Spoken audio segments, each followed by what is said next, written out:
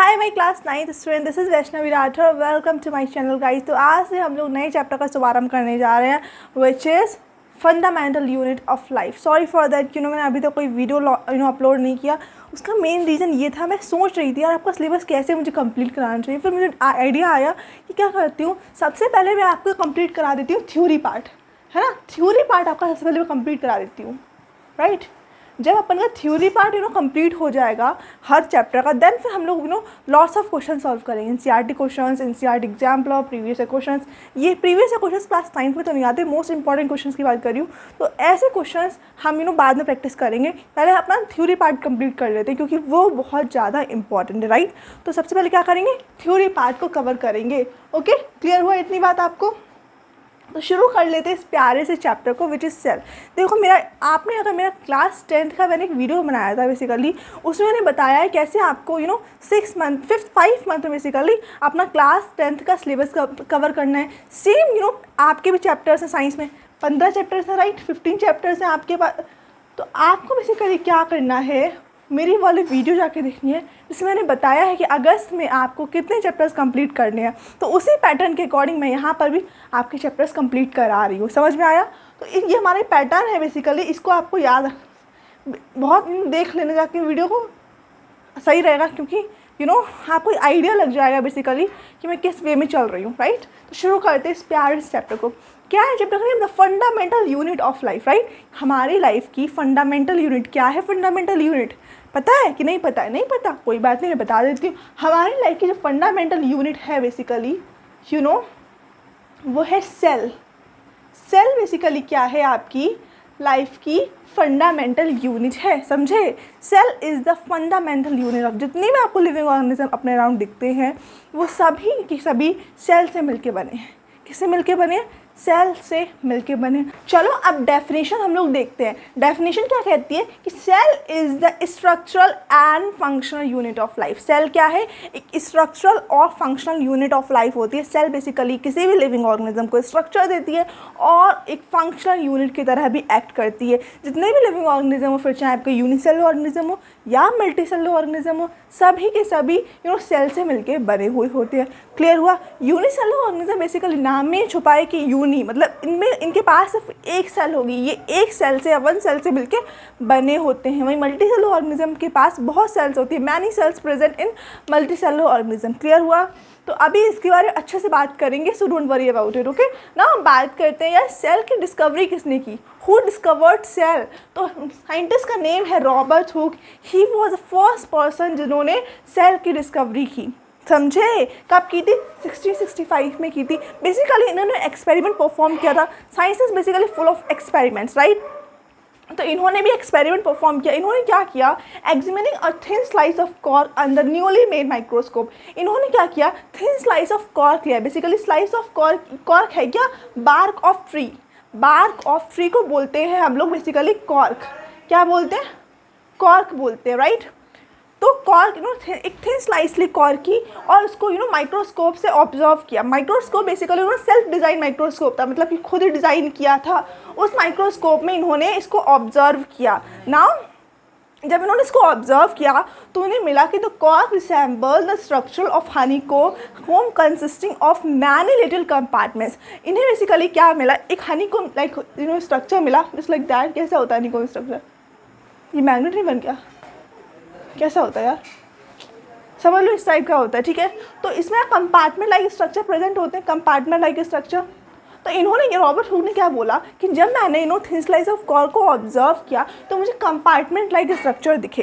क्या दिखे? Compartment like structure दिखे। और इन्हीं कंपार्टमेंट लाइक स्ट्रक्चर को इन्होंने बोल दिया सेल। क्या बोल दिया? सेल बोल दिया, समझे। तो रॉबर्ट हुक वो साइंटिस्ट, इन्होंने सेल की डिस्कवरी की थी। इन्होंने क्या किया? Cell word basically Latin word था। क्या था? एक लेटिन वर्ड था। क्लियर हुआ? जिसका मीन होता है अ लिटिल रूम, एक छोटा सा रूम। तो इन्हें रूम लाइक स्ट्रक्चर ही तो दिख रहे थे बेसिकली। जब इन्होंने कॉर्क को ऑब्जर्व किया तो इन्हें क्या दिखा? रूम लाइक स्ट्रक्चर ही तो दिख रहे थे ना। तो इसी वजह से इन्होंने इसका नेम रख दिया सेल। क्लियर हुआ? और अच्छा एक चीज़ आपको पता होनी चाहिए कि जितने भी हम लोग बायोलॉजिकल नेम्स देखते हैं वो लेटिन में होते हैं। ऐसा क्यों है? उसका रीज़न सिर्फ इतना है क्योंकि जो लेटिन लैंग्वेज होती है वो आपकी डेड लैंग्वेज होती है, जिसका आज हम लोग कोई यूज़ नहीं करते। अब डेड लैंग्वेज है तो फर्दर कोई चेंजमेंट नहीं होंगे। अब चेंजमेंट नहीं होंगे तो सेल एंड सेल ही बना रहेगा, है ना। दैट्स वाई हम लोग लेटिन वर्ड ज़्यादा यूज़ करते हैं इन आ बायोलॉजी। ठीक है ना, बात करते हैं, ये तो क्लियर हो गया कि सेल क्या होता है, देन उसकी डिस्कवरी क्या हो। अब थोड़ा सा और जानते हैं सेल के बारे में कि सेल क्या है, फंडामेंटल यूनिट ऑफ लाइफ। ये तो मैं बता ही चुकी हूँ आपको कि सेल क्या हमारी फंडामेंटल यूनिट है, मस्ट है। समझ रहे हो? सेल होनी ही चाहिए तभी कोई हर लिविंग ऑर्गेनिज्म बेसिकली इस दुनिया में जो पाए जाते हैं उन सभी के पास क्या है, सेल होती है। तो सेल क्या है, फंडामेंटल यूनिट है लाइफ की ना। बात करते हैं cell is a building block of life. जिस तरह से जितने भी लिविंग ऑर्गेनिजम्स होते हैं बेसिकली सब के सब सेल से मिलके बने। जिस तरह से आपके अगर वॉल की बात करती है तो वॉल ब्रिक से मिलके बनी होती है। अगर विदाउट ब्रिक का वॉल बना सकते हो नहीं ना। तो जिस तरह से ब्रिक से वॉल बनती है, सिमिलरली जितने भी लिविंग ऑर्गेनिजम्स है वो बेसिकली सेल से मिलके बनते हैं। समझे? Okay, very nice. Now cell तो भाई बिल्डिंग ब्लॉक है किसी भी लाइफ की। अब देखो हमारे बेसिकली अगर मैं आपसे पूछूँ कॉमन से क्वेश्चन कि बताओ मुझे बॉडी बेसिकली किससे मिलके बनी होती है, तो आप कहोगे मैं बॉडी ऑर्गन सिस्टम से मिलके बनी होती है, राइट। डिफरेंट ऑर्गन से जब एक दूसरे से इंटरेक्ट करते हैं तभी तो एक बॉडी बनाते हैं।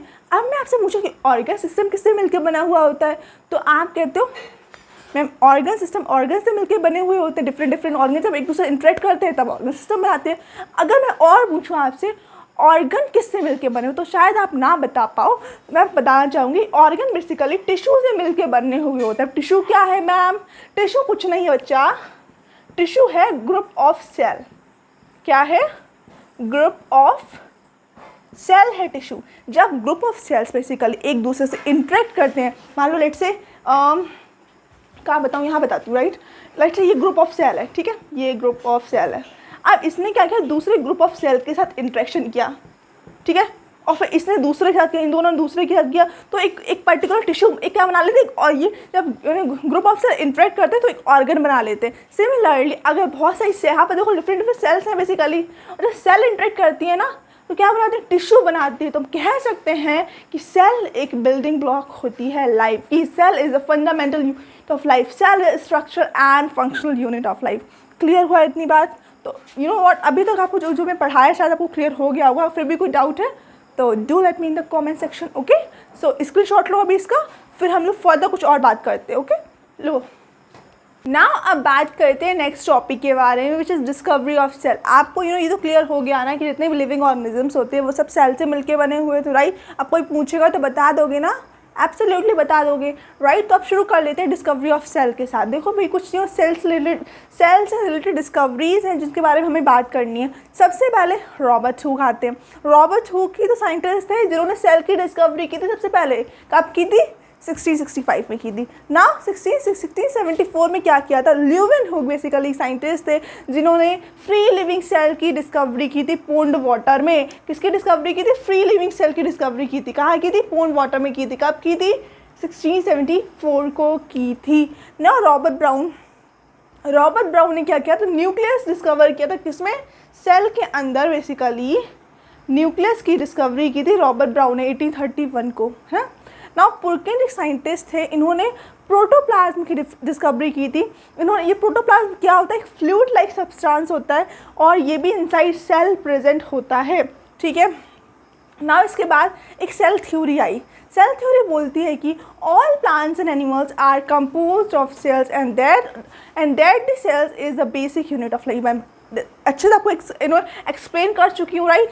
तो ये सेल थ्योरी बेसिकली एक दो बायोलॉजिस्ट थे जिनका नाम था स्लाइडन एंड स्वान। इन दोनों ने ये दी थी। स्लाइडन 1838 में और स्वान ने 1839 में, ठीक है। तो इन दोनों साइंटिस्ट ने बेसिकली ये सेल थ्योरी डिस्कवर की थी ना। इसके विर्काउ आए बेसिकली। विर्काउ ने क्या किया, 1855 को बेसिकली सेल थ्योरी को थोड़ा एक्सपेंड किया और बोला कि सेल्स जो होती हैं वो अराइज होती है प्री एग्जिस्टिंग सेल से। मतलब कि लेट्स से ये एक सेल है, ठीक है, एक न्यू सेल, तो अगर आपको एक न्यू सेल चाहिए है ना, तो इसी सेल से बेसिकली एक न्यू सेल अराइज होगी। तो प्री एग्जिस्टिंग सेल से एक नई सेल अराइज होती है, ऐसा विर्काउ ने बोला था। क्लियर हुआ ना बात? ये सेल थ्योरी को बेसिकली उन्होंने एक्सपेंड किया था।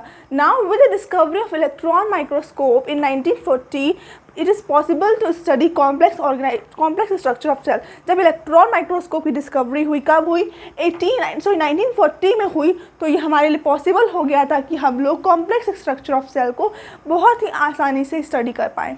समझे? तो ये था बेसिकली डिस्कवरी ऑफ सेल से रिलेटेड। ये आपको पता होना चाहिए, इस पर बेस क्वेश्चन क्वेश्चन फ्रेम हो जाते हैं, तो ये पता होना चाहिए। इंपॉर्टेंट चीज़ें भाई, इंपॉर्टेंट है, इम्पॉर्टेंट क्या है?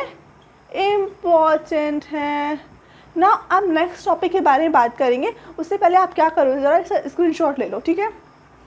फटाफट से ले लो ज़रा।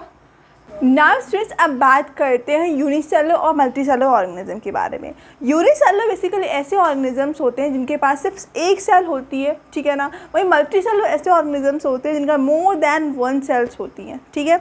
मल्टीसेलुलर ऑर्गेनिजम्स बेसिकली क्या होते हैं, उनके पास डिफरेंट सेल्स होती हैं, तो डिफरेंट फंक्शंस परफॉर्म करती हैं। मतलब डिफरेंट सेल के पास डिफरेंट फंक्शंस होती हैं, एक ही सेल सारे फंक्शन परफॉर्म कर रही है, ऐसा नहीं होता। Different cells perform different function. But in unicellular organism में क्या होता है, basically unicellular organism single cell होती है, तो सिंगल सेल ही सारे फंक्शंस परफॉर्म करती है। समझ में आया? अगर मैं इनकी लाइफ स्पैन की बात करती हूँ ना, तो यूनिसेलुलर ऑर्गेनिज्म का जो लाइफ स्पैन होता है वो काफ़ी ज़्यादा शॉर्ट होता है। वहीं मल्टीसेलुलर ऑर्गेनिज्म का जो लाइफ स्पैन होता है वो लॉन्ग होता है। नाउ अब बात करते हैं यूनिसेलुलर ऑर्गेनिज्म के रिप्रोडक्शन के बारे में। तो यूनिसेलुलर ऑर्गेनिज्म में जो रिप्रोडक्शन होता है वो सेक्सुअली भी हो सकता है और एसेक्सुअली भी हो सकता है। वहीं बात करती हूँ मल्टीसेलुलर ऑर्गेनिज्म के बारे में, तो मल्टीसेलुलर ऑर्गेनिज्म का रिप्रोडक्शन होता है वो सेक्सुअली होता है। तो ये था यूनिसेलुलर ऑर्गेनिज्म के बारे में और मल्टीसेलुलर ऑर्गेनिज्म के बारे में। इसके अलावा कुछ एग्जाम्पल्स होते हैं जो कि आपकी स्क्रीन पर शो हो रहे हैं, राइट। सो बेसिकली इतना टॉपिक आपको क्लियर हुआ। अब बात करेंगे नेक्स्ट टॉपिक की। उससे पहले आप क्या करो, जो लिखा हुआ है ना, आप बस स्लाइड इसका स्क्रीनशॉट ले लो फटाफट से। बात करते हैं शेप ऑफ सेल के बारे में। देखो स्टूडेंट, ऐसा होता है कि डिफरेंट ऑर्गेनिज्म में डिफरेंट टाइप्स की सेल प्रेजेंट होती है। उनका अगर सेल डिफरेंट टाइप की सेल प्रेजेंट है तो उनका डिफरेंट फंक्शन होगा। डिफरेंट फंक्शन होने की वजह से जो शेप होती है साइज की सेल की वो वेरी करती है। फंक्शंस के बेस पे सेल का स्ट्रक्चर होता है, उसकी शेप होती है। वहीं अगर मैं अमीबा के बारे में बात करती हूँ तो अमीबा अपने शेप को चेंज कर लेता है। क्यों कर लेता है? क्योंकि उसको फूड में जब वो फूड बेसिकली इनगल्फ कर रहा होता है, स्यूडोपोडिया बना लेता है। अपने शेप को चेंज इसलिए करता था कि वो फूड को बेसिकली अपने न्यूट्रिशन को ले सके, राइट। तो इस वजह से अमीबा अपने शेप को चेंज करता है। तो इसका मतलब ये हुआ कि शेप होती है सेल की वो फंक्शंस के अकॉर्डिंग होती है। समझ गए? सो गाइस, ये था ओवरऑल फॉर दिस वीडियो। अगर आपको वीडियो अच्छा लगा हो तो क्या करना है पता है ना, लाइक करना है, शेयर करना है, सब्सक्राइब करना है। ओके, नाउ नेक्स्ट पार्ट में हम लोग इसका थोड़ा और फर्दर डिटेल देखेंगे। हाँ, एक मुझे पता है एक स्टैंडर्ड बच्चा है, उसका मेन रीज़न ये है, मैंने उसको स्किप किया है क्योंकि वो सेल ऑर्गेनिज्म से रिलेटेड है। जब मैं सेल ऑर्गेनिज्म पढ़ाऊंगी ना आपको, तब मैं उसके बारे में आपको बताऊंगी। क्लियर हो गया? Okay, so this is overall for today's video. If you like my video, so don't forget to share, subscribe to my channel. Bye everyone, good night and take care.